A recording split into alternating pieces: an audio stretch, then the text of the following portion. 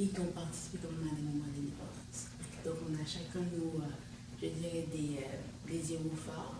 Donc au lieu d'aller aux États-Unis, en fait, pour aller, moi j'ai beaucoup de respect pour lui, pour aller parler ou honorer Martin Luther King, pourquoi ne pas honorer ceux qui sont chers pour nous. Donc c'est ça. Donc juste avant de commencer, comme d'habitude, je vais laisser à Lucky le temps de se présenter. Ok, ben, bonjour, bonsoir à toutes les personnes qui me suivent.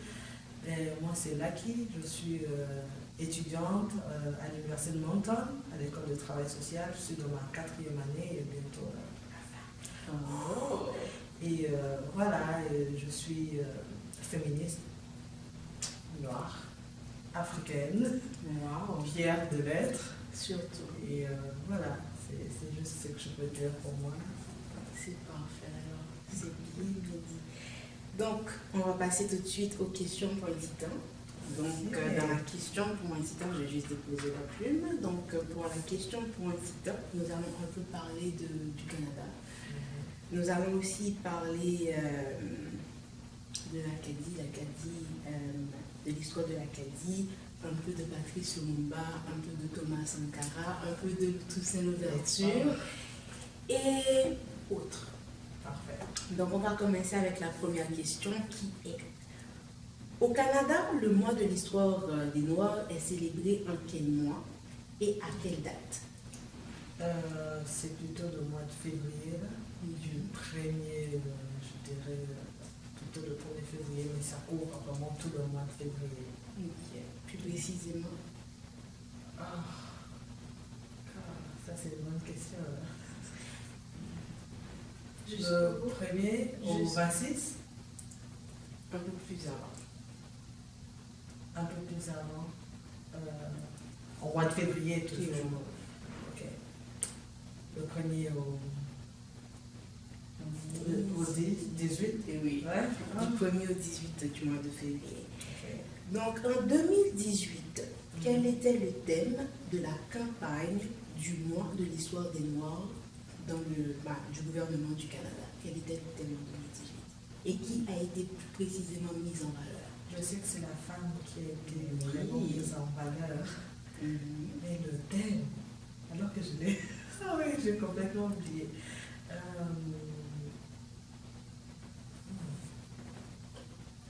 Femme noire. Femme noire, forte, quelque chose. Il y a tout ça dedans, mais Combattante. il y a ça dedans aussi. Ouais. Il y a courage, il y a Courage, force, combattante. Ouais, je crois.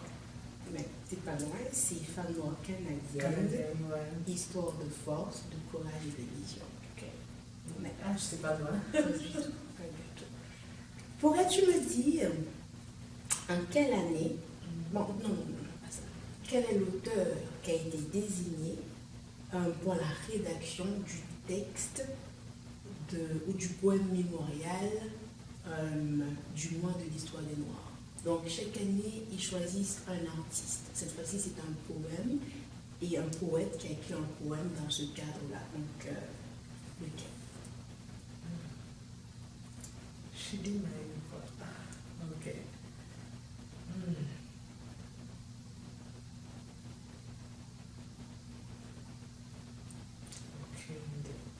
Aucune idée. Il s'appelle en effet George Eliot Clark. Je le connais. J'ai vu ça sur le site du gouvernement canadien. C'est un poète canadien justement qui a été élevé ici au Nouveau-Brunswick et aussi à Vancouver, je pense, autour de l'Ontario. Donc c'est un peu ça son parcours en fait. Et puis, est-ce que tu connais au moins le texte qu'il nous a proposé? Le texte? J'ai vraiment pas consulté le texte, malheureusement. C'est pas grave. Donc le texte s'appelle Appel. Et puis Appel, au fait, c'est bizarre, au fait, c'est un poème, mais c'est pas un poème. Ok. Et pourquoi je dis ça? Parce que c'est comme une liste de noms. Ok. Donc il cite des noms, il cite des noms, il cite des noms, mais des gens qui ont Qui été ont marqué comme justement. l'histoire. Ok. Et puis ensuite, à la fin, de au moins 5 à 6 noms, il met présent. Ok. C'est ça qui constitue le poème. Au fait, quand je l'ai vu, j'ai trouvé ça bizarre parce que je me suis dit, mais Et ouais, le problème, je trouvais la liste, je trouvais. Que ça soit plutôt poétique. C'est ça, et puis c'était juste des noms. Vraiment. En tout cas, c'était ça. On va continuer dans le même dynamique, mais si tu veux, je peux juste citer quelques noms qu'il a cités. Juste, Oui, parfait. Okay, donc, il y a Portia May White. Il y a aussi Austin Chesterfield Clark, aussi qui a été peut-être un ami de sa famille. Donc, c'est ça. Maintenant, on va rentrer dans la rubrique Parlement. Donc, cette fois-ci, c'est toi qui vas m'expliquer, mais qui va me parler de ces personnages-là. Donc, c'est pas. Bon, j'ai aussi des éléments de réponse, on pourra les comparer. Donc, comme tu as les notes, c'est parfait. J'espère.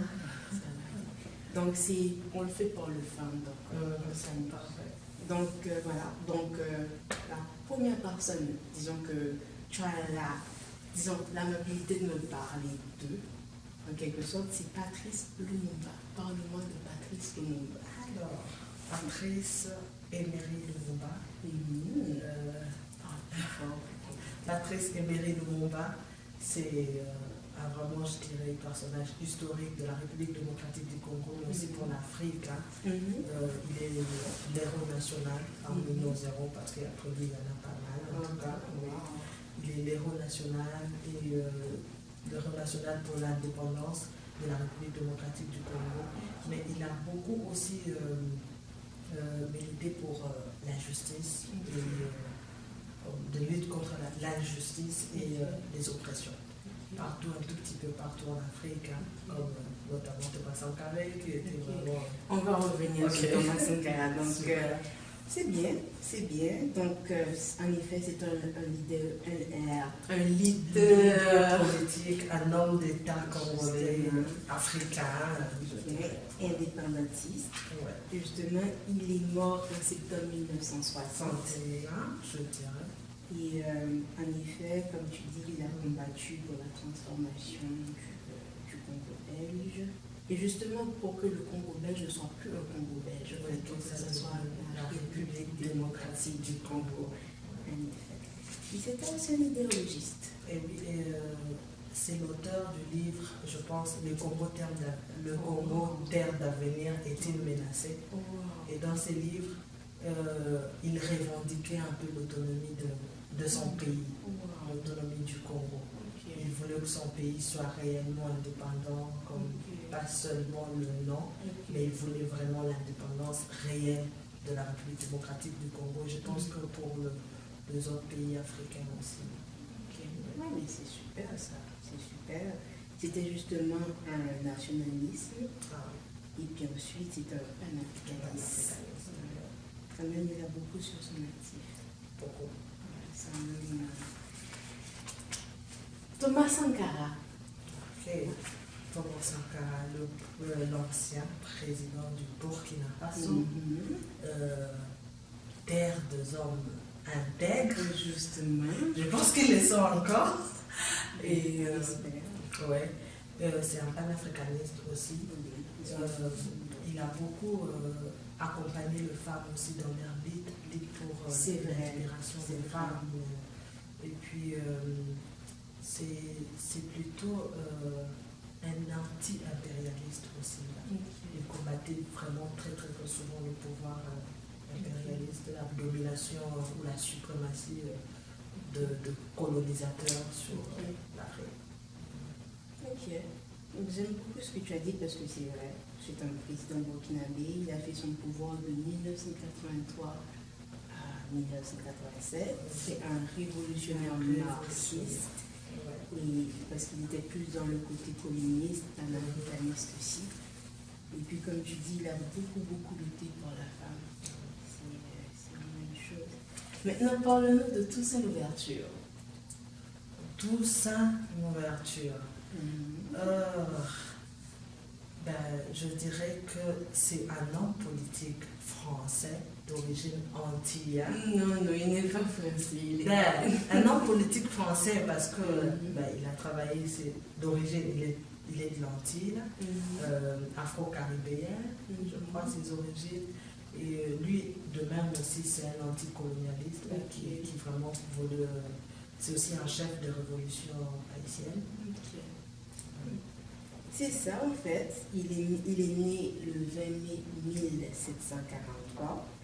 Il est né justement au Cap français, c'était l'ancien Cap haïtien. Et puis son vrai nom, c'est François-Dominique Toussaint. Oui, et il est décédé à Fort-de-Joux. Parce qu'il a été pris en captivité justement par la France. Mais aujourd'hui, il représente quand même un héros pour la culture noire d'abord, parce que c'était un des premiers révolutionnaires noirs justement à se tenir debout contre cette forme d'esclavage qui existait à l'époque. Donc c'est ça. J'avais peut-être une question là. J'ai consulté quelques articles. On dit l'histoire dit que c'était un. C'est pas prouvé là, que c'était le fils d'un ancien chef ou prince du Bénin. C'est intéressant quand même. On nous dit ça comme ça, mais il n'y a pas de preuves qui non, pas du expliquent ça. Non, c'est que, bon, on dit souvent en tout cas de ce que je sais, on dit souvent qu'il vient du Bénin, c'est son origine, en fait, d'après l'histoire qui a été retracée. Il se pourrait qu'il soit le fils d'un prince, parce qu'à l'époque, il y avait quand même, j'imagine, à l'époque, il y avait quand même beaucoup de, comment je pourrais dire ça, il y avait beaucoup de tumulte entre les empires aussi. Donc l'empire qui régnait avait cette possibilité de mettre sous l'esclavage l'autre. C'était une forme politique qui existait partout. Okay? Donc j'imagine que ça se peut.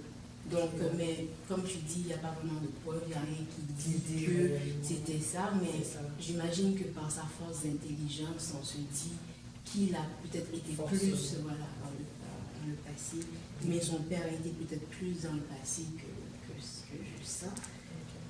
Et puis, c'est ça. Maintenant, je vais te donner 3 citations. Donc, parmi ces 3 citations, tu vas me dire, bon, je vais juste prendre une citation, tu vas me dire si c'est de Patrice Lumumba, si c'est de Thomas Sankara ou de Toussaint Louverture. Ok, donc le premier, bon, l'Afrique écrira sa propre histoire. Et elle, oui, donc je connais ton. Ouais, on est toujours la notice. Bien sûr. Donc je lis pour le public quand même. Donc ça dit l'Afrique écrira sa propre histoire et elle sera au nord et au sud du Sahara, une histoire de gloire et de dignité. Donc ça c'est de Patrice Lumumba. Je place ma considération dans le respect de mes concitoyens, mes honneurs dans leur attachement, ma fortune dans leur fidélité désintéressée. Ça c'est de qui? Je place ma considération dans le respect de mes concitoyens, mes honneurs dans leur attachement, ma fortune dans leur fidélité désintéressée. J'irai pour François-Dominique Louverture. Oui, oui, c'est bien ça, c'est bien ça. Puis celui de Thomas Sankara, donc, parce que j'imagine que si je te disais, j'aurais dit c'est de lui, c'était évident. Donc, encore une fois, c'était pour la jeunesse. Celle-là, c'est pour la jeunesse. Elle dit « Une jeunesse mobilisée est dangereuse. Une jeunesse mobilisée est une puissance qui effraie même les bombes atomiques. » Donc, c'était vraiment un message pour la jeunesse. Mais il y a aussi une citation que j'ai prise de lui qui était pour la femme, que j'ai beaucoup, beaucoup aimé d'ailleurs.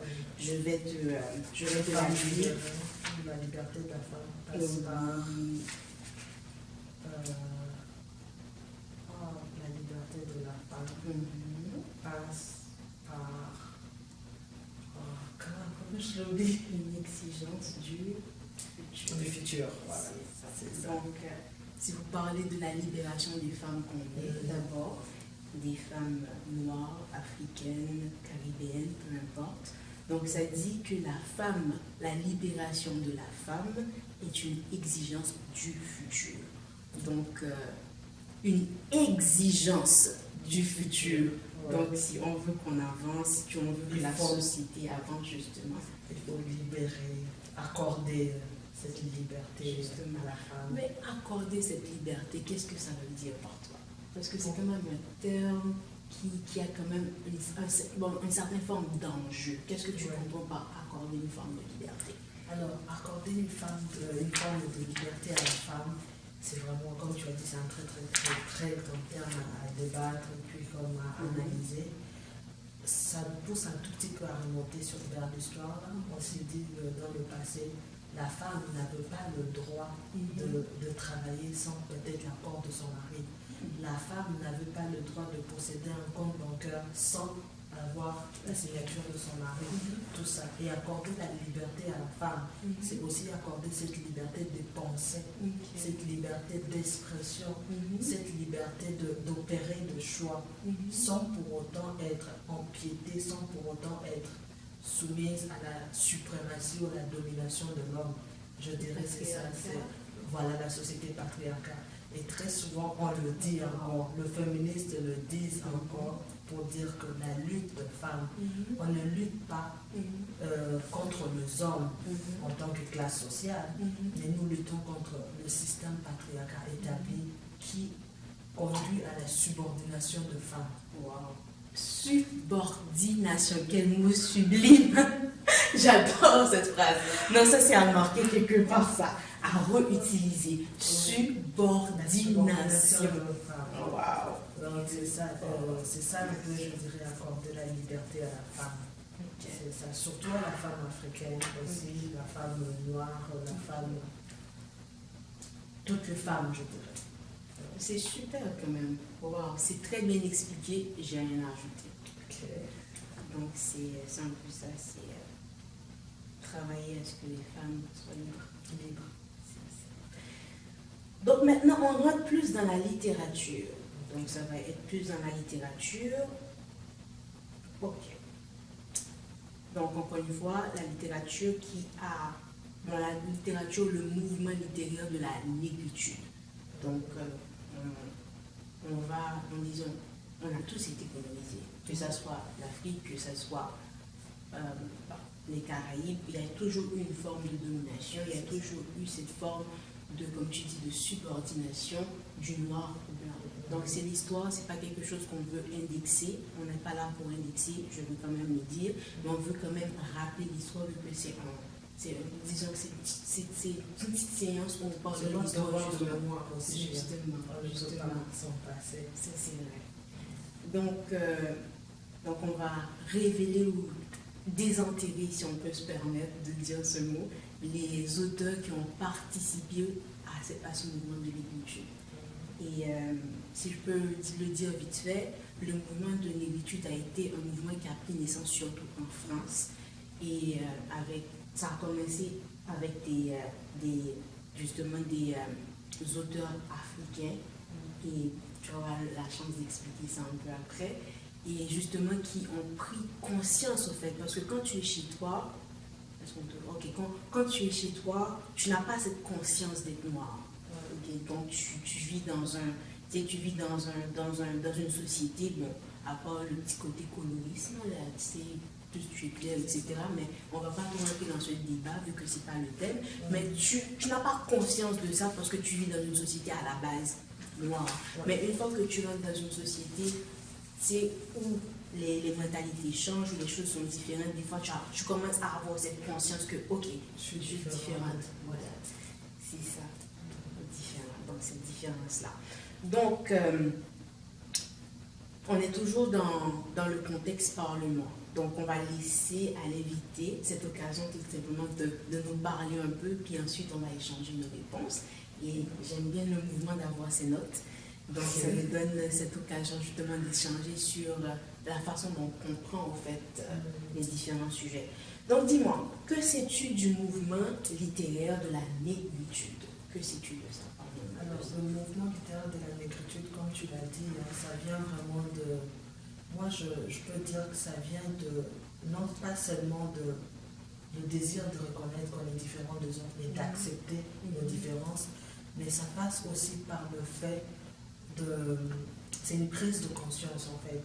prise de conscience de la culture africaine, de l'héritage intellectuel de nos auteurs ou de nos penseurs africains, mais ça passe aussi par le fait de reconnaître que c'est, comme je peux le dire, la plus en plus de gens.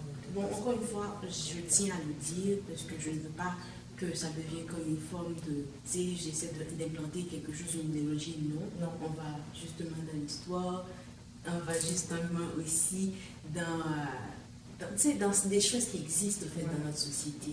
Donc on ne peut pas le cacher, on ne peut pas. C'est ça. Donc, en fait, ils vont plus aller dans cette forme d'appropriation culturelle par rapport à Kim Kardashian qui se met des seins, des fesses, c'est parce que ce sont des choses qui ont été mal considérées dans le passé et puis qu'aujourd'hui, vu que ça fait beau à la télévision, tout le monde s'en met et d'abord on sait que c'est la femme africaine, c'est la femme noire qui possède ces atouts physiques, en fait. Et toutes mes félicitations pour ça aussi. Je vous en bénis. Donc, tu voulais dire autre chose par rapport à ce mouvement littéraire? Je dirais aussi que ça remet un peu le penseur, surtout noir, pas seulement africain, nos auteurs noirs, nos penseurs noirs, de poètes, des écrivains noirs, toutes ces personnes qui ont marqué un tout petit peu notre enfance, là, c'est Kamara et puis pas mal d'auteurs. Là. Donc, elle a très bien répondu, mais je vais quand même pas amplifier, mais agrémenter. Alors, un tout petit peu pimenté parce que ce qu'il a dit. Donc, la négritude est un courant de pensée, plus qu'un mouvement littéraire selon des auteurs, qui a pris naissance justement à Paris en 1930. Parce que c'est là où débute justement la littérature noire en général. En fait, si tu remarques la plupart des littéraires noirs, que ce soit en Guinée, que ce soit au Congo, que ce soit en Haïti, tu vas voir que ce sont l'émergence même de la littérature a pris naissance au 19e siècle. Justement, ça a été fait grâce à la rencontre du Sénégalais, Léopold Senghor, du Martiniquais, Aimé Césaire, et du Guyanais, Léon Gontran-Damas. Donc, ce sont ces gens-là qui ont préalablement créé le mouvement de la négritude. Et selon quelqu'un avec qui j'ai parlé précédemment, qui s'appelle Daouda, justement, il nous a dit que le mot même négritude vient de Aimé Césaire. Et c'est une des raisons pour laquelle il est adoré par les Africains qui le considèrent même comme un Africain, justement. Donc, ce qui est bien aussi. Donc, je voulais juste peut-être souligner le fait de, comment je peux le dire, quand tu entends le mot négritude, à un certain moment de l'histoire, nègre, le noir, on les appelait nègres, c'était une forme d'insulte, une forme de mépris. Alors que ces auteurs-là, ce penseur-là, moi je les considère comme ça, ils ont embelli carrément le mot. Ils ont ramené la connaissance derrière. En fait, c'est le fait de dire que le fait d'être nègre, d'être noir, il y a aussi une connaissance derrière ça. Ça vient carrément embellir, changer un peu nos vocabulaire et notre vision même de voir le mot, malgré que c'est... J'aime beaucoup ce que tu dis au fait, parce que pour agrémenter et même, disons, redire ce que tu as dit, et normalement c'est une prise de conscience qui a commencé au travers des jeunes étudiants universitaires ou même écoliers noirs, et qui en effet a voulu lutter contre cette domination, pas forcément politique, ils n'ont pas trop voulu entrer dans la politique à cette époque-là, mais c'était plus une domination culturelle occidentale, parce que là tout de suite l'Amérique n'était pas encore inclus, donc c'était beaucoup plus occidental. Et puis le mouvement a pris de l'ampleur, et puis il y a eu d'autres penseurs qui se sont ajoutés. Il y a eu avec un ténor Firmin, il y a eu qui avait un mouvement qui était l'indigène. Donc ce mouvement indigène s'est allié à ça. Et puis il y a aussi ce mouvement négro-africain des États-Unis qui s'est aussi allié à ce mouvement littéraire et de la négritude. Donc tout ça a composé en fait ce mouvement littéraire. Le mouvement, maintenant on va entrer sur la guerre. Donc On a parlé un peu du mouvement nègre, on a parlé un peu de la culture nègre. Maintenant, on va entrer dans le mouvement culturel acadien. Donc, juste pour faire un peu disons, la partialité. Donc, le mouvement culturel acadien a commencé en quelle année? Le mouvement culturel acadien.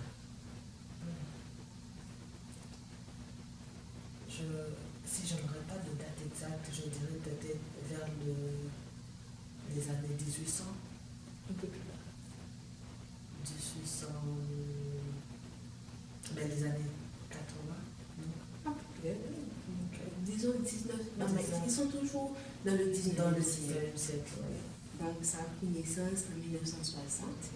Et puis, justement, par le mouvement nationaliste, toujours dans cette forme de la renaissance nationaliste qui a germé, au fait. C'est ça. Et les auteurs précurseurs, vu qu'on est toujours dans l'aspect littéraire, ça a été Placide Godet et Pascal Poirier. Donc, ce sont des gens qui ont commencé par des poèmes, qui ont commencé par des écrits à implanter le mouvement nationaliste. Ouais. Voilà. Oui, on va continuer encore avec l'Acadie pour terminer sur une très belle touche par contre. Okay. Donc, le mouvement nationaliste acadien donnera naissance à un parti politique. Donc, qui a une partie politique acadienne qui naîtra en 1972. Donc, en 1960, il y a eu aussi l'Université de Moncton qui a formé des leaders. En 1972, il y a eu cette partie politique 12 ans après qui a pris naissance. Est-ce que tu peux me dire qui était leur leader politique, qui a fait émerger de l'eau cette partie politique? En 1960. Qui donc? Est-ce que tu connais le nom du leader politique?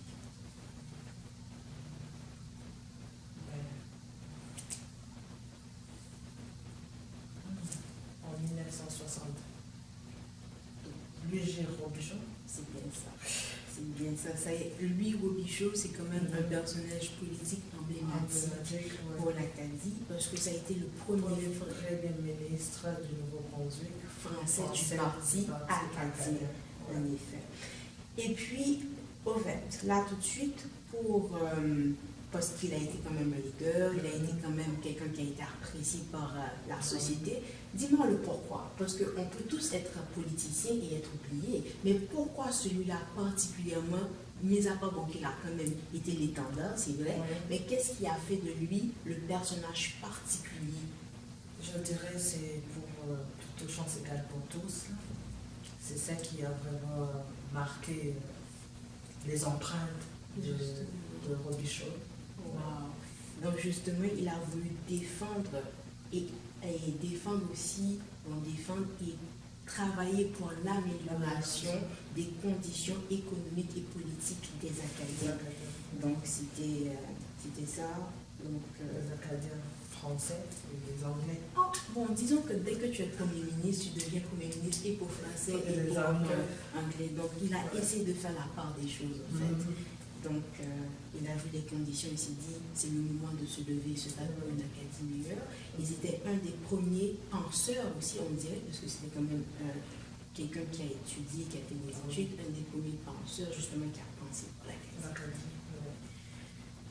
Donc, tu as déjà tout dit parce que j'allais te demander, mais quel était son rôle dans la politique? Tu m'as dit qu'il était Premier ministre. Justement, est-ce que tu connais de quelle date à quelle date il a été Premier ministre? Ok, 1960 à 1972. Mais c'est bizarre parce que la partie politique acadienne a été créée en 1972. Peut-être que c'est moi qui ai fait un biais, mais de toutes les façons, il a été le précurseur. Ce qui veut dire qu'à partir de lui, ils ont trouvé nécessaire de mettre sur pied cette partie politique-là. Maintenant, la partie la plus intéressante. Il y a deux femmes à qui on a fait honneur et qui nous ont fait aussi honneur, parce que c'est bizarre ça, et qu'on a mis et sur le billet canadien et sur le billet américain. Est-ce que tu peux me dire un peu c'est qui ces deux femmes-là? Pour le billet canadien, je dirais c'est Viola Desmond Et pour le billet américain, j'ai encore des questions sur ça parce que je ne sais pas si effectivement on disait que normalement il aurait dû avoir une femme qui devait être née en 2020 ou je ne sais pas 2030 là que j'ai vu. C'est Ariad.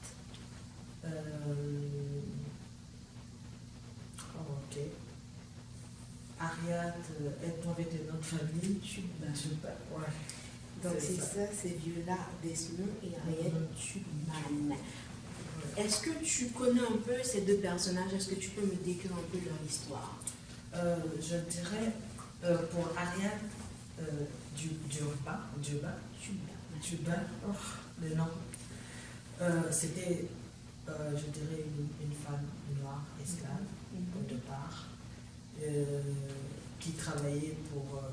À l'époque, on achetait de noirs, on achetait des esclaves qui travaillaient pour son maître, qui a subi beaucoup de maltraitance, beaucoup d'injustices, puis au final, elle a réussi à s'enfuir.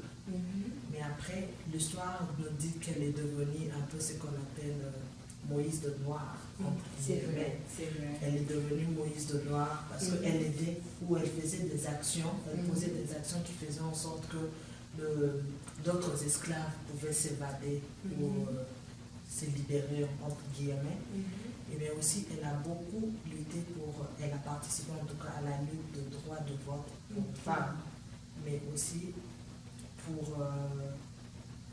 l'abolition de l'esclavage.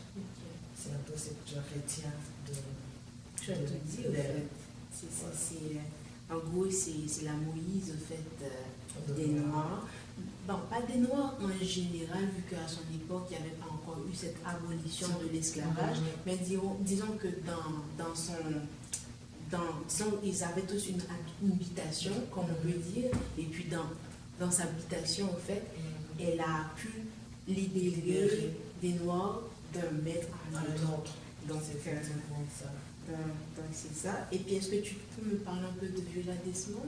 Alors, Viola Desmond, c'est encore une fois une afro-canadienne de la Nouvelle-Écosse. Si je comprends tout en Nouvelle-Écosse, c'est de mon français, excusez-moi, de la Nouvelle-Écosse, qui fut expulsée d'un théâtre, une salle théâtrale à la Nouvelle-Écosse. Mais tu connais? Un tout petit peu, oui. Qui fut expulsée d'une salle théâtrale dans la Nouvelle-Écosse. Mais elle fut aussi, je pense, emprisonnée pendant quelques heures, plus exactement. Mais elle fut emprisonnée pendant quelques heures. C'est vraiment après plusieurs années que la province de la Nouvelle-École s'est rendue compte et a présenté ses excuses, beaucoup appréciées, à cette femme qui a pris courage un peu comme Rosa aux États-Unis. Justement, c'est ce que j'allais te dire, ça, son histoire a fait beaucoup. De Rosa aux États-Unis, que celle qui a refusé de céder sa place. C'est un peu. Mais là, tu dis, j'ai rien à ajouter. Au fait, elle connaît l'histoire des Black américaines féministes. Donc, disons aussi Black canadiennes aussi. Parce que les histoires se ressemblent, au fait. Beaucoup. Donc, en fait, ce sont des femmes qu'on célèbre pour leur âme de bravoure. Et ce ne sont pas les seules. Il en existe très peu. Donc, on n'en a pas mentionné dans l'histoire, ou on en a mentionné aussi. Moi, je dirais que les femmes qui ont vraiment. Qui combattent un peu tous les jours, pour la justice, pour l'égalité. Il y en a tellement beaucoup, mais c'est juste. On le connaît là, l'histoire n'en parle pas très souvent. Et puis la société fait en sorte qu'on ne célèbre pas ou on ne mentionne pas un peu la réalisation de tout simplement pour les pasteurs aussi. C'est aussi une réalité qui existe. Donc, le thème des années, le thème de l'histoire des Noirs, 2018 a tourné autour des femmes. On sait que Thomas Sankara a beaucoup parlé des femmes. Et le Canada aussi a célébré ces femmes. Et les États-Unis aussi ont célébré des femmes noires qui ont participé justement à ce mouvement, justement, je dis, c'est un mouvement de cette prise de conscience aussi, d'une forme d'humanisme, en fait. Parce que je dirais que l'esclavage, quand même, c'était réduire l'homme à quelque chose qui n'était pas à être un animal, tout simplement. Et je me dis que de nos jours, l'animal était même beaucoup plus traité, est beaucoup mieux traité, justement, qu'un noir à l'époque. Donc, et même des écrits français tels que Darwinisme disaient justement que aujourd'hui, ce qui est étrange, parce qu'ils disent qu'on vient des singes, on vient tous des singes, mais à l'époque, ils disaient même que le noir est un singe. C'est bizarre parce qu'aujourd'hui, les gens qui sont pour l'évolutionnisme diraient que tout l'humain en général vient du singe et a justement évolué pour être homo sapiens sapiens, ce qui est quand même assez étrange, c'est-à-dire qu'on a toujours été à notre état primitif. C'est ce qu'il veut dire. Et c'est ce que j'aime parce qu'au final, si nous descendons tous de singes, comme on peut dire, que tu sois noir, rouge, je sais pas, jaune, orange, on a un ancêtre commun. C'est ça. Il devait justement respecter cet ancêtre-là, on est très proche de la forme première qui a composé l'homme. Je me demande, est-ce que si c'est pas sur cette théorie qui sont basées, je ne veux pas insulter, pas du tout. Pourquoi je le dis, c'est juste pour, si on est dans un cadre réflexif, ils ont dit que notre terre-mère, et je l'assume, est l'Afrique. Est-ce que tu penses que c'est ça qui fait en sorte qu'ils le disent? J'ai oublié l'auteur qui a dit l'Afrique est le berceau de l'humanité. Oui, c'est ça. Ça l'a vraiment bien dit. Avec la femme de Lucie aussi, qu'ils ont trouvé. Oui. Donc c'est vraiment, je pense que ça vient de là. Oui.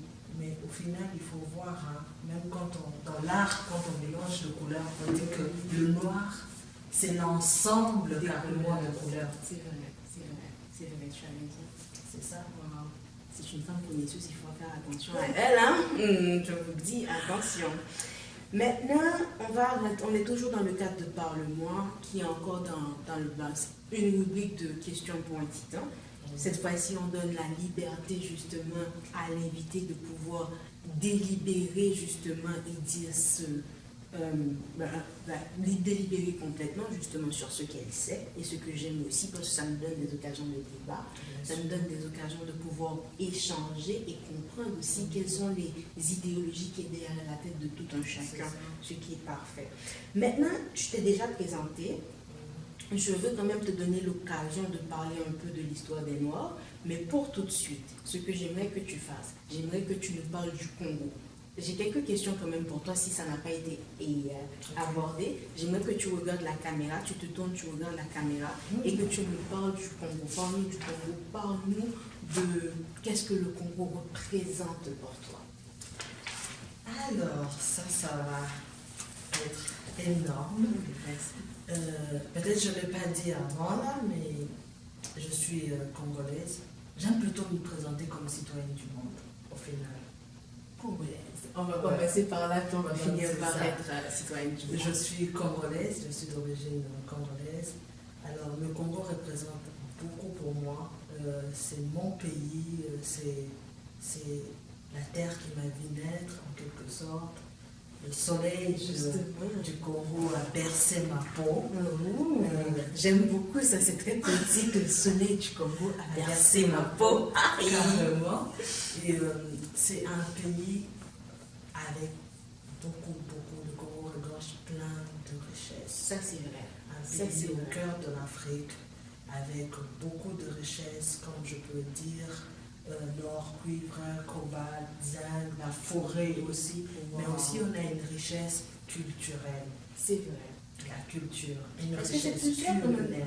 Est-ce que c'est beaucoup ethnique chez vous ou Oui, je dirais plus d'une centaine d'ethnies, plus d'une centaine de langues parlées en République démocratique du Congo. Mais j'ai quand même une question. Est-ce que le Congo est bantou? Parce que je me rappelle, il y a une fille qui m'a dit, mais... Et puis, bon, elle m'a parlé, au fur et à mesure des accents, c'est pas mauvais du tout. c'est pas mauvais du tout, je veux quand même le dire. C'est des fois on peut identifier. Moi, c'était mon trip. Quand je parlais avec quelqu'un et puis j'entendais l'accent, j'étais comme, toi tu viens du Sénégal, toi tu viens du Congo, j'aimais ça. Et puis elle a identifié que je venais d'Haïti, puis elle m'a dit, mais toi tu peux ressembler à... Bon, souvent il me disait que je ressemblais à une Camerounaise ou une Congolaise, et des fois mignon, dépendamment de la coiffure que je porte. Et puis il m'a dit, mais au moins toi tu es bantou. Qu'est-ce que ça veut dire, être bantou? Être bantou, c'est juste, je dirais, être noir. Ok. Un tout petit peu. Le peuple bantou, c'est le peuple vraiment de l'Afrique. Mais chez nous, au Congo, ce que je trouve un tout petit peu regrettable, c'est qu'on expose un peu tout. Tout est bantou. On est fier d'être bantou. En lingala, on va dire moto. L'homme. L'homme dans sa plénitude. L'homme dans son innocence. L'homme dans sa tradition et dans tout. On est tout le temps fiers d'être bantou, mais on oublie un tout petit peu le pygmée qui, pour moi, sont comme les autochtones en Acadie. Ce sont vraiment eux qui ont vécu, les indigènes qui ont vécu en République démocratique du Congo. Et après, il y a eu des bantous, mais les bantous, ils ont muté aussi. Il y a eu vraiment beaucoup de mutations, les bantous, mais c'est ça vraiment, c'est le peuple noir africain. Mais est-ce que, parce que je sais qu'elle me parlait des traits spécifiques pour être bantou. Est-ce qu'on peut dire qu'un Sénégalais est bantou? Moi, je dirais oui. Très souvent, quand on regarde au niveau du physique, comme on le dit, la femme a des atouts, c'est un peu ce qu'on dit de bantou peut-être. Ils ont le nez épaté, je ne sais pas moi, la tête comme ça. Ce sont ces traits physiques-là qui fait qu'on dit ce sont de bantou. Pour moi, au final, je dirais... C'est être noir. C'est être noir, simplement. Être l'homme, en fait. Parce que, au fait, quand elle m'a parlé de ça, je pensais que bantou, au fait, avait une signification ethnique. Ça veut dire, ce qui veut dire que des traits spécifiques faisaient qu'on soit bantou. Par exemple, si tu regardes bien, si tu prends, en tout cas, selon ce que j'ai remarqué, les traits fins vont plus au niveau de Sénégal, Niger, et voilà, c'est ça. Ouais. Et puis Guinée, et puis si tu prends des traits un peu plus épais, c'est plutôt Congo, justement, Cameroun, Togo, justement. Oui. Donc c'est pourquoi je me demandais, est-ce que le bantou voulait dire, avait un aspect avec les traits, les caractéristiques? Les caractéristiques physiques comme des Africains, je dirais plutôt, on le retrouve un peu plus en Afrique centrale. Plus le Congo, tu as dit, le Congo-Brazzaville, le Cameroun aussi. C'est vraiment le trait physique qui caractérise un peu le bantou. Comme je venais de dire, ils ont le nez épaté, ils ont ça. Mais le thème, comme moi je l'ai appris dans l'histoire, c'est vraiment, nous on va dire Montou, comme on dit, c'est l'homme noir, c'est la couleur en fait, c'est le fait d'être noir, d'être l'homme en fait. C'est ça. J'adore. Donc c'est ça. Vu que tu n'en as pas parlé, j'ai quand même des questions pour toi pour que les gens puissent découvrir un peu le Congo. Super. Donc, dis-moi, à quelle date le Congo a eu son indépendance? Vu qu'on est quand même dans le mois de l'indépendance, parce que c'est l'aide d'une part l'indépendance. C'est le 30 juin 1960. Bravo. J'ai pas mis de réponse. Juste parce que je sais que tu vas l'avoir, donc j'ai pas mis de réponse. Et quelles sont les couleurs du drapeau congolais? Les couleurs du drapeau congolais, c'est le rouge, le jaune, le bleu. Ok. Il y a quelque chose que tu as le toile qui est doré. C'est ça. Plutôt doré que jaune. Justement, j'aime bien le fait que tu l'as mentionné en dernier. Que veut dire l'étoile? Qu'est-ce que ça veut dire en fait? Le toile... comment je peux oublier? Le toile représente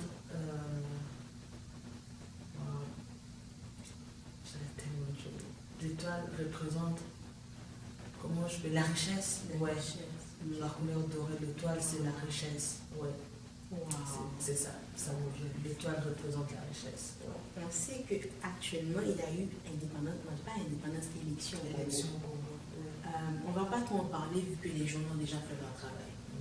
on a le droit de parler aussi. Hein? Je sais. C'est pas que j'ai peur, parce que je suis quand même avec une Congolaise, ce qui fait Bien que... sûr, les flèches vont se tourner vers moi. Justement. Mais par contre, j'aimerais que tu me dises le président actuel. Le président actuel, c'est Félix Tshisekedi.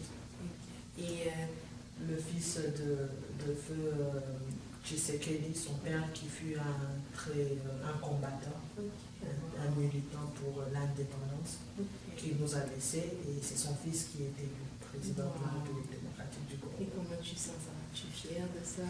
Fière de la première fois dans l'histoire de mon pays qu'on assiste vraiment à l'alternance du pouvoir de façon pacifique, sans les armes.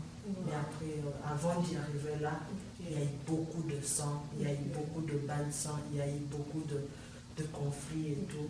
Mais ça fait plaisir d'assister de façon pacifique à ces changements, sans vraiment beaucoup de bruit de violence. On s'attend tout le temps à ça. Tout le monde le disait en fait. Au final, tout le monde disait Joseph Kabila ne partira jamais. Il ne partira jamais. On aura peut-être les bains de sang, qu'il faudra encore toucher les armes, il faudra encore assister à d'autres pillages.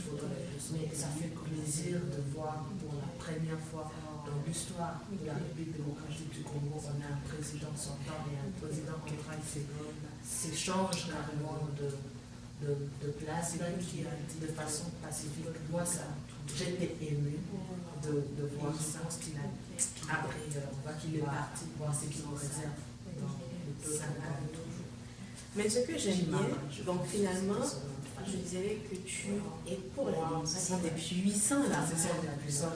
C'est ça, des puissants. Au final, on s'est dit un tout petit peu, ce sont ces jeunes que je dirais qui ont suivi un peu le peuple, cette même pensée de cette même pensée de François Louverture, cette même pensée de Thomas Toussaint, désolé, c'est François Dominique Toussaint Louverture, donc qui ont suivi un peu cette façon de penser. Et au final, c'est la jeunesse de l'Afrique en général, la jeunesse noire qui s'élève.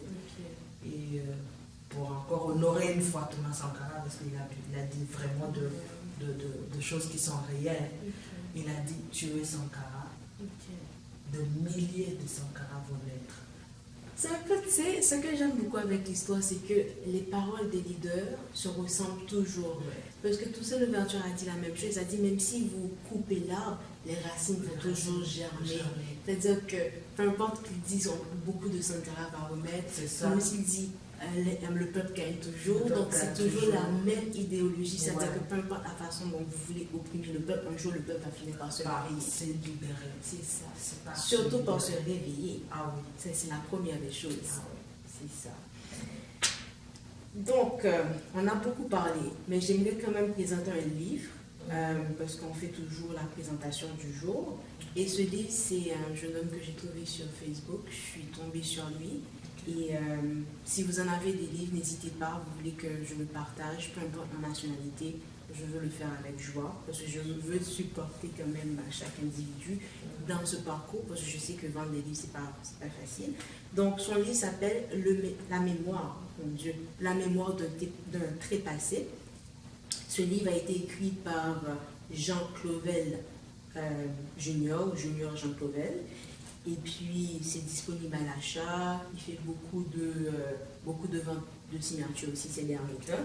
Et puis, juste un petit court résumé, juste pour faire vite. Et ce résumé, je l'ai trouvé dans Ticket Magazine. Donc, son livre ne fait pas que parler. C'est pas qu'un roman, en fait. Son livre relate des questions existentielles telles que la mort, parce que la mort est quand même prépondérante dans son livre. Et aussi, il y a une philosophie aussi derrière le livre. Donc, c'est un homme très drôle, très jovial. Donc, vous allez le découvrir aussi sous cet angle, malgré que le sujet qu'il aborde est un sujet très triste. Moi, personnellement, je n'aime pas parler de la mort et tout. Moi, tu sais, ne pas parler de la mort, ce n'est pas parler de la vie. Je ne suis pas d'avis. Oui, ne pas parler de la mort, c'est de ne pas parler de la vie. Parce qu'au final, quand on voit le cycle de la vie, c'est quand on meurt et puis notre corps se décompose, ça produit je dirais, ça produit des semences qui aident aux fruits, aux arbres de germer. Du coup, pour moi, ne pas parler de la mort, c'est quand même ne pas parler de la vie aussi. Là. Parce que je ne sais pas si tu es peut-être chrétienne ou tu es croyante et tout. On nous dit que la mort, on ne part pas, moi comme je le dis, on passe seulement dans l'autre pièce. On vit peut-être sous d'autres dimensions, on ne sait pas. Donc c'est une réalité, c'est fatal, on va passer par là. Mieux vaut parler de ça pour peut-être se dire, ok, à l'idée de mourir. Non, pas s'habituer à l'idée de mourir. Se dire, je partirai un jour. Mais qu'est-ce que je laisse derrière moi? Très bonne question. C'est peut-être ça l'idée de parler de la mort. Je partirai un jour, qu'est-ce que je laisse derrière moi? Si nos chefs, nos dirigeants africains ou d'autres dirigeants doivent commencer à voir ça dans leur pensée, je partirai aujourd'hui, quel nom que je veux laisser? Est-ce qu'on peut parler de moi comme on parle de Patrice Emery Lumumba? Est-ce qu'on peut parler de moi comme on parle de Martin Luther King aujourd'hui? Qu'est-ce que je laisse à mon peuple? Qu'est-ce que je laisse à mes enfants? Qu'est-ce que je laisse à mon pays? C'est peut-être ça. C'est un peu cette prise de conscience. Au final, quand tout être humain se rend compte qu'un jour je partirai, je pense nous serons plus conscientes et nous allons éviter de faire beaucoup plus du mal. Nous ferons plus de bien que de mal. Donc il y a quand même un truc qu'elle a dit qui ressemble à une phrase très physique. On dit souvent, rien ne se perd, tout se gagne, tout se transforme. Voilà, tout se recrée. Donc ce qui fait que, d'une part, lorsqu'on meurt, on renaît sous une autre forme, telle que les arbres. Oui, effectivement. Effectivement. Bon, disons c'est plus la chair qui renaît parce qu'on est ni poussière, on va revenir poussière comme dit la Bible. Mais à part ça, on donne vie à d'autres êtres. Justement. Donc mais l'âme et l'esprit, Dieu seul sait comment. Ah oui, c'est autre domaine, ça je ne veux pas rentrer dedans.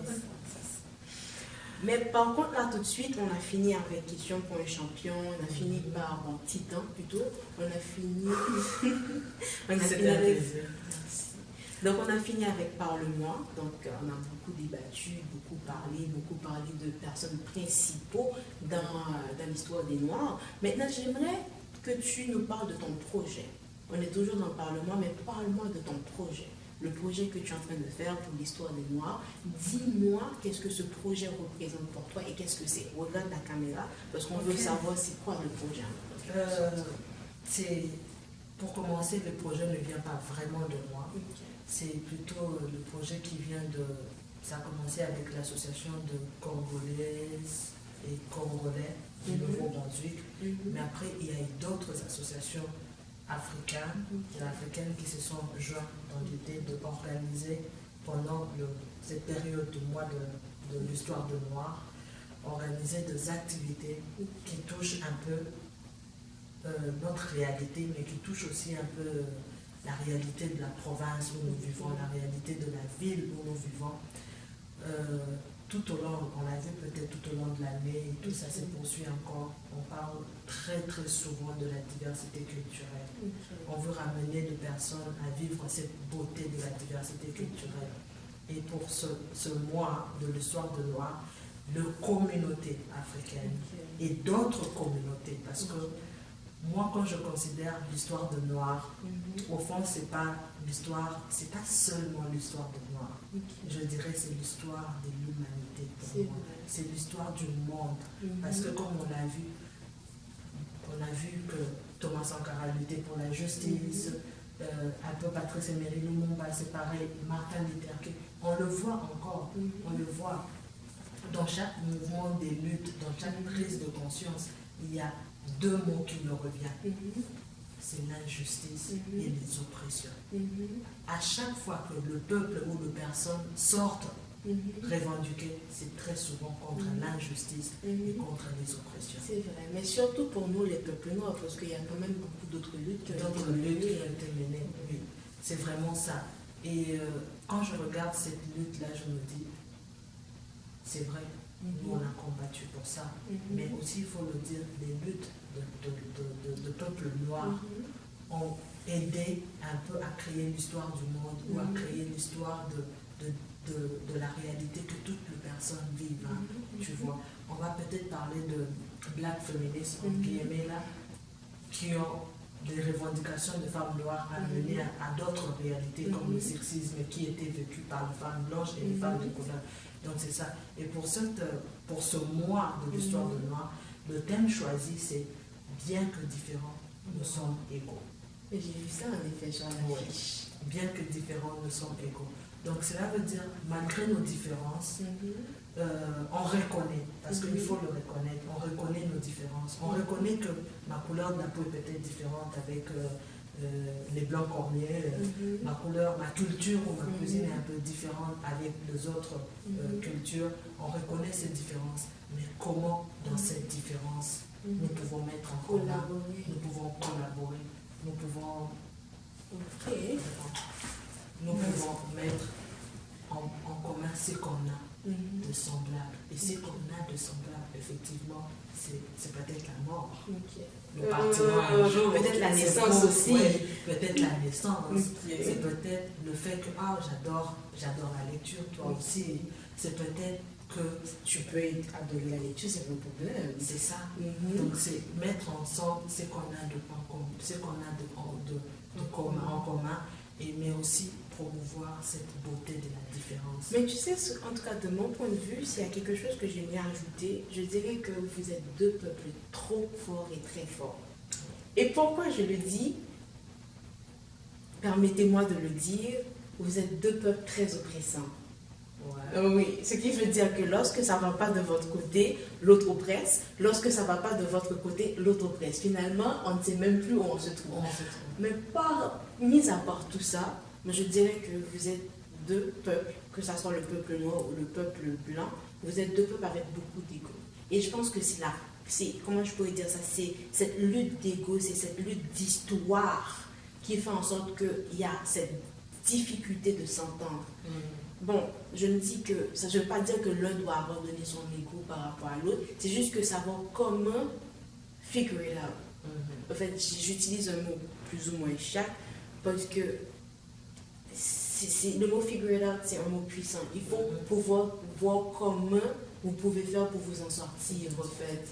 Parce que je trouve qu'à un moment donné, il faut collaborer. Moi, ça c'est mon idée, il faut qu'on apprenne à collaborer. Peu importe dans le niveau, il faut qu'on collabore. Et puis, même en venant ici, j'avais une pensée. Je me dis, tout de suite, je sais que beaucoup de francophones vont se fâcher contre moi, le français disparaît. Bien sûr, c'est ce qu'on voit. Et même au Canada, il n'y a que quelques provinces qui parlent le français, mis à part le Québec, il y a Moncton, il y a le Nouveau-Brunswick qui, je dirais le français, est plutôt plus basé sur l'anglais que sur le français lui-même. Donc ce que je veux dire par là, où je veux en venir, c'est que c'est le peuple africain et l'Europe, mais encore, on voit en Europe, c'est quand même, il y a beaucoup de langues, et la France qui maintient cette langue française. Et si tu vois bien, et lorsqu'ils viennent, pour maintenir cette langue française, ils n'ont pas le choix d'aller puiser en Afrique.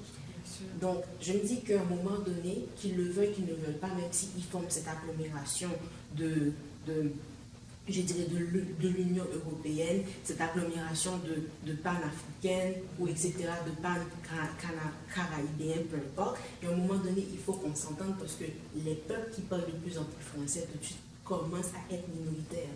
Donc, bien sûr, c'est parce que, juste pour parler de cette question de la langue, là, c'est parce que l'anglais devient un tout petit peu langue des affaires, langue du commerce, langue de tout. Au final, on s'est dit que nous sommes obligés de nous assimiler un tout petit peu, de mettre un peu de côté notre français, de prendre plus l'anglais, parce que je pense que ça va être comme ça. Si le jour au lendemain, le mandarin commençait à se parler dans, je ne sais pas moi, dans tous les pays, dans tout le pays plutôt, ça va s'en venir. Ça s'en vient, c'est ça. Les gens apprennent déjà et tout. Vous allez voir que la majorité de personnes vont vouloir s'aligner aussi Mais c'est dans tout ça là qu'on est dans ce contexte de nous sommes différents, bien que différents, nous sommes semblables. Justement. On cherche tous l'intérêt du notre intérêt, voilà. Et pour y arriver, comme tu as bien su placer tes mots, c'est la collaboration. La collaboration entre nous, peuple noir, avant tout. Voilà pourquoi je dis au début que j'aime plutôt me présenter comme citoyenne du monde que congolaise, africaine. J'aime pas le nous versus eux. Ça n'existe pas pour moi, en tout cas, j'aime pas ça. Et j'accepte mes valeurs africaines, j'accepte mes traditions africaines. Je suis fière de ça. Même physiquement aussi, tu me rappelles beaucoup Maman Philo. Est-ce qu'on t'a dit que tu la ressembles beaucoup? On m'a toujours dit que je ressemble à Maman Philo. Je pensais que tu étais sa fille. Oui, je me rappelle quand je suis allée pour mon stage au café, quelqu'un m'a demandé, le début de mon stage, là, tu es la fille de Maman Philo. J'ai dit non, on me dit tout le temps en tout cas, tout le temps que je ressemble à Maman Philo. C'est bien, c'est un compliment, prends-le pour un compliment en tout cas. Merci, je le prends. C'est une belle femme avec beaucoup de conviction aussi et qui a beaucoup lutté au Nouveau-Brunswick et j'espère qu'elle va être honorée. Mais elle commence à être honorée quand même de ce côté-là pour les internationaux. Donc c'est une femme quand même qui a beaucoup de valeur ici. Ah oui, parce donc, que tu la succèdes. Je prends cette bénédiction. Donc, on a beaucoup parlé, on a fait le tour, on a même parlé des sujets qui ne devaient pas être abordés. Par contre, j'aimerais que l'invité finisse avant que la lumière s'éteigne. Encore. Donc, l'invité finisse avec un mot de la fin. Dis-nous, qu'est-ce qui t'identifie en tant que Lucky, citoyenne du monde, mais avant tout, congolaise? Qu'est-ce qui te définit? Alors, qu'est-ce qui me définit en tant que Lucky, en tant que femme, en tant que congolaise, en tant que citoyenne du monde? Je pense que pour moi, c'est l'ouverture d'esprit. C'est ce qu'on m'a toujours dit. C'est ce qu'on m'a toujours dit, mais des fois reproché aussi. Dit, tu es un peu trop ouverte d'esprit. Et voilà, je pense que c'est ça qui me définit aussi en tant que personne. Parce que dans le plein 21e siècle, pour mieux vivre, je trouve, il faut laisser place un tout petit peu à l'ouverture de l'esprit. Et au dialogue. Et au dialogue. Comme mon père le dit très souvent, ça ne sert à rien de mourir bête. Justement. Et il a toujours dit quelque chose qui vraiment, je pense que je marche avec cette pensée-là. Et à chaque fois qu'on débattait, qu'on discutait, on échangeait chez nous, il disait toujours, c'est quelque chose que j'aimerais partager avec les autres aussi, que la différence, peu importe la différence d'opinion, de propos, ne peut pas conduire à l'indifférence. C'est ça que je retiens, que la différence, peu importe la différence, ça peut être la différence dans nos propos, la différence dans notre façon de parler, mais cette différence ne peut pas produire ou créer l'indifférence. Accepte la différence de l'autre, mais ne demeure pas indifférent parce que l'autre ne fonctionne pas comme toi. Parce qu'au final, si nous tous on passait de la même façon, si on parlait de la même façon, je pense que le monde allait être boring. Plate. Justement, très plate. Les Acadiens, ça va être plate. Et je crois que c'est ça que nous devons garder à l'esprit. Et quelque chose d'autre, j'ai appris durant mon parcours académique, universitaire, surtout arrivé au Canada aussi, que c'était important de séparer la personne de ses actes. Et ça, c'est le combat de nous, peuple africain, peuple noir. Mais c'est aussi le combat, j'ai remarqué, dans la vie de pas mal de personnes. Et je pense que c'est ça aussi qui nous caractérise aussi en tant que personne. Parce qu'avec le temps, j'arrive à séparer la personne de ses actes. Tu peux commettre, on l'a vu là, dans un monde où on a beaucoup plus de propos racistes, beaucoup plus d'insultes, beaucoup plus de différences, comme je le dis, eux versus nous. Ça arrive, mais comment arriver à se dire, ok, mais Chidi m'a fait du mal, je n'ai pas apprécié, mais est-ce que je dois être en colère? Qu'est-ce que je n'accepte pas? Est-ce que c'est Chidi en tant que personne ou c'est les actes de la personne? Et pour y arriver, ça passe passe par le dialogue. C'est Justement. en dialoguant que tu comprends la personne qui est en face de toi. C'est en dialoguant que tu arrives à séparer la personne de ses actes. Ou même comprendre ce qui n'a pas été compris. Ouais. Parce que tu sais, il y a des choses qu'on dit qui sont mal comprises, mal interprétées et jugées Jugées. et punies sans être compris. C'est ça. Donc c'est dans ce sens-là que je renchéris ce que tu dis, le dialogue, le dialogue, le dialogue, le Très dialogue. important. Ouais. C'est ça un peu moi, l'ouverture d'esprit. Je vais te rejoindre, le dialogue, mais aussi le fait d'être femme est très africaine, très noire. Fierce ladies. Ah yes, you got it. Fais-moi un fierce ladies. Fierce lady, yeah, girl sassy. Bon, merci beaucoup à vous, et, spectateurs, spectatrices de Discutons Livre, parle-moi. Ça a été un plaisir de te recevoir, Loki, vraiment. Et on a beaucoup échangé, j'ai beaucoup appris de toi, j'ai vu que c'était une femme forte, il y avait beaucoup de caractère. Elle a beaucoup de caractère et c'est une militante aussi en passant. Et merci beaucoup, merci d'avoir regardé.